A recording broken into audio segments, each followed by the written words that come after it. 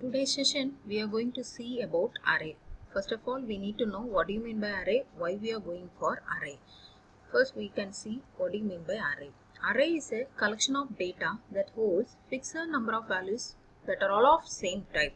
It is a important concept that is widely used in our C language. It is a collection of elements of similar data type. The similar data type may be your integer, character or float value.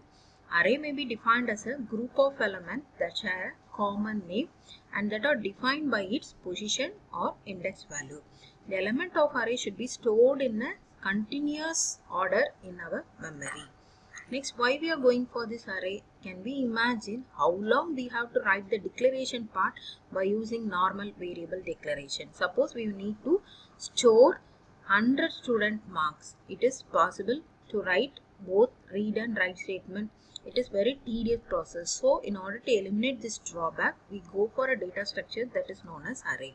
If we use array, we can write within a single statement. How we are going to write within a single statement? Just you are going to give the data type, next array name of how many student or how many marks you are going to store, that is should be specified inside the square bracket. It will reserve 1000 contiguous memory location for storing the student marks. How it is graphically represented? The index value should be start from 0. Each and every value should be stored in this continuous memory location. The student mark is continuously stored from 0 to 999 because we are getting the array size as 1000. Index should start from 0, not from 1. Student mark, this is your array name. This is your stored data. Types of array. There are two types of array. One is one-dimensional array and two-dimensional array. Here I am going to explain about two-dimensional array. In two-dimensional array, these are the topics we are going to see. What is two-dimensional array? How we are going to initialize the two-dimensional array? How we are going to declare the two-dimensional array? How we are going to access a particular element in two-dimensional array? How we are going to give the input? How we are going to get the output? What are all the operations that are performed in two-dimensional array? These are the topics we are going to cover in the subsequent slides. What is two-dimensional array? Two-dimensional array is an arrangement of element in both rows and columns. It has two indices, one for row and another for column. First index represents the number of rows and second index represents the number of columns. Here example, integer is your data type, list is your array name, 4 is the number of rows and here 4 is the number of columns. How we are going to declare the two-dimensional array? The syntax is data type, the array name, number of rows and number of columns. The number of rows and number of columns should be declared as an integer. Here integer list of 4. This is your data type, array name, number of rows and number of columns. Each and every value is stored in the particular index value. This one is 00, this one is 01, this one is 02, this one is 03. Likewise manner, we need to store the values in the array. Next, how we are going to declare the two-dimensional array? This is, you are going to get the 15 company. There are 9 departments. So we are storing the value 15 in number of rows and 9 in number of columns. Array to store the number of employees in 9 departments of 15 company. Here you are going to store the marks of 20 students in 5 subjects. Here you are going to store minimum and maximum temperature of a city for a particular week. So we are getting this 7. For a week you are getting 7. You are going to store the maximum and minimum temperature. So the temperature value is 2. That should be specified in the column. Number of days should be specified in rows. How we are going to initialize the two-dimensional array? It should be initialized using a curly braces. In list of 4, 2 equal to 20, 25. It is automatically allocated to row 1. It is row 2, row 3 and row 4. We can also initialize this way continuously. 20, 25, 22, 24, 22, 17 and 24. It is continuously allocated. The value for this is taken from the index 00, 01. This one is 10, this is for 11, this is for 20, this is for 21, this is for 30 and this is for 31. Like this way the memory is represented in two-dimensional array. How we are going to initialize for unsized two-dimensional array? We are not specifying the value for number of rows. This method is possible, but you need to specify the number of columns. If it is not specified, it will denote an error. If the row value is not specified, number of rows are automatically determined by the compiler based on the number of elements the user is giving. Next one, how we are going to access two-dimensional array.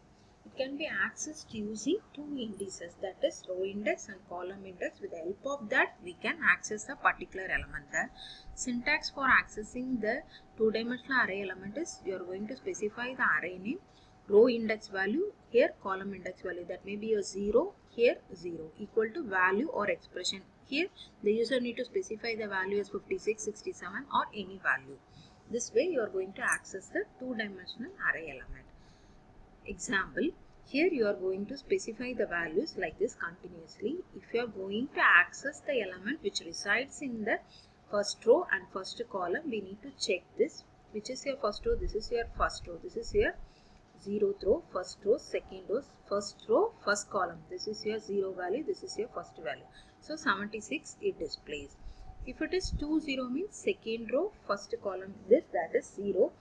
The value displayed is 69. Like this manner, we are going to access the particular two-dimensional array element. For accessing, you are going to give the printf statement. Next one, how we are going to give the input values in your two-dimensional array. For that, we need to use the loop statement. This is your outer loop, this is your inner loop. Outer loop is for your row index and inner loop is for your column index. Continuously you are getting the value and using this scanf statement. Suppose the value of I is 0. Next the inner loop is executed. The j value is 0. The condition executes. 0, 0 value is printed. Next outer loop value will be I equal to 0. J will be incremented to 1. 0, 1 value will be get from the keyboard. Next is I value is 0. J value will be 1. 0, 0, 0 we got, 0, 1 we got, next is 2, 0, 2 value. Like this manner, this loop is executed for getting the input from the keyboard. Next, how we are going to display the values of a two-dimensional array. The same method is executed. For inputting, we are giving scanf, and displaying the output, we are using this printf. The same methodology is used. That is, the outer loop is for row and inner loop is for column. The value is printed in the order 20, 25, 22, 24, 18, 22 and 17, 24. Like this manner, the output we got in the screen. Next one, what are all the operations we are going to perform in 2D array? That means we can traverse an element in an array, or you can find the sum of the row elements or sum of the column element, and we can find the sum of the diagonal elements, or we can find the sum of upper triangular matrix or lower triangular matrix. We can add the particular matrix, we can subtract, or we can find the product, or we can find the transpose of a matrix. We can see one by one in the following slides. How we are going to traverse an element from a particular array. Traversing means you are going to visit each and every element at least once. That is known as traversal. Here we are going to declare the array sizes 20, 20. Array name is A, M is for number of rows and N is for number of columns. You are getting the how many rows you are going to give, how many columns you are going to give. That should be specified in the rows and columns. Next, you are going to get the element for the particular row and particular column. Then you are going to display the elements in an array. This is the program for traversing. Here, this is the logic for traversing. You are going to get the input here. That is, you are getting the input for 0, 0, 0, 1, 0, 2, 1, 0, 1, 1, 1, 2, 2, 0, 2, 1, 2, 2. Here you are going to traverse each and every element in the array using this for loop. First value is A of 0, 0. Next, I value will be 0 and J value will be 1, 0, 1. that element will be traversed. Next, I value will be 0 and j value will be 2. That value is traversed. First row completed. Next, j value will be incremented to 1. I value will be 0.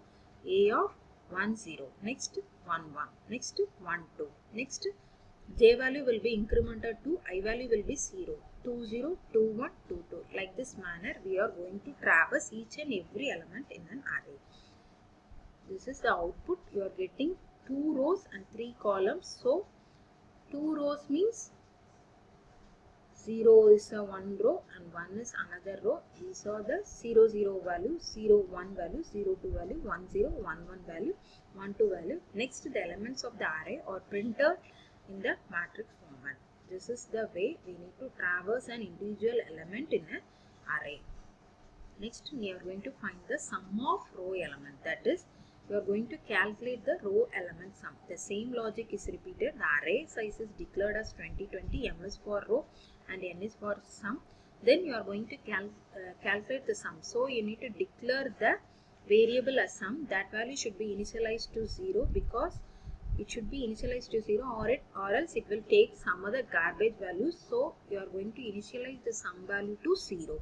Here you are going to get the number of rows and number of columns. Then you are going to enter the particular element for that rows and columns. Then in this loop the sum value is initialized to 0. I is 0, j is 0. First sum value will be added with this a of 0 0. What value you printed in this a of 0 0 is added with sum. First sum is initialized to 0. Next it is stored in that sum value. Next 0 1. You are going to give the input to that 0 1. It is added with the sum value.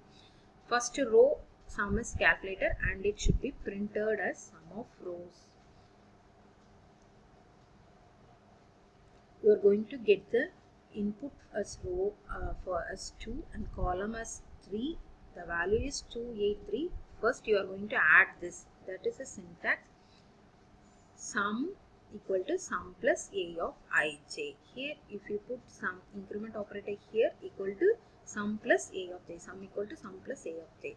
The value is 2 plus 8 plus 3 is 13. Next the j value for this here is 1. So you are going to calculate the same sum equal to a of ij for the second row. That is 56 plus 70 plus 25. The value is 125. Like this manner we are going to calculate the sum of row elements. Next we are going to perform the operations on matrices, that is in two-dimensional array. If you are going to carry the particular operation in two-dimensional array, we need to check whether the matrix is a square matrix. Square matrix means it should have same number of columns and same number of rows. That is known as square matrix. If it have square matrix only, we can perform the operations. First we are going to find the diagonal element sum. That is diagonal element in which index is present 0 0. Here 1 1. Here 2 2.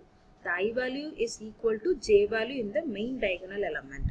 Here that is not equal. Here it is 0 to I value is 0 and j value is 2. Here I value is 1, j value is 1. Here I value is 2 and j value is 0. In main diagonal only we can check the condition whether it is I equal to j, then you are going to calculate the sum. But in alternate diagonal we need to calculate the check the condition such as I plus j equal to m minus 1. M is the number of rows that should be decremented by 1. That value should be equal to I plus j. We can see the program. Here you are going to get the array value 2020. Sum is initialized to 0. You are going to get the row index, number of rows, number of columns, and you are going to enter the values in the each and every row and column. If it is value equal to I equal to j means you are going to calculate the main diagonal sum, that is 0 equal to 0, 1 equal to 1 and 2 equal to 1. Then you are going to calculate the main diagonal sum. If it is an alternate diagonal, you are going to check the condition whether it is I plus j equal to m minus 1, m value is 3, 3 minus 1 is equal to 2, then I value is 0, 0. Likewise manner, you are going to calculate the sum value for the alternate diagonal. This is the way you are going to calculate the sum for both main diagonal as well as alternate diagonal. Here 0, 0, the value is initialized row is 3 and column is 3. The value is given and you are going to add the main diagonal as well as alternate diagonal. Main diagonal is 15, alternate diagonal is the value is 25. Thank you.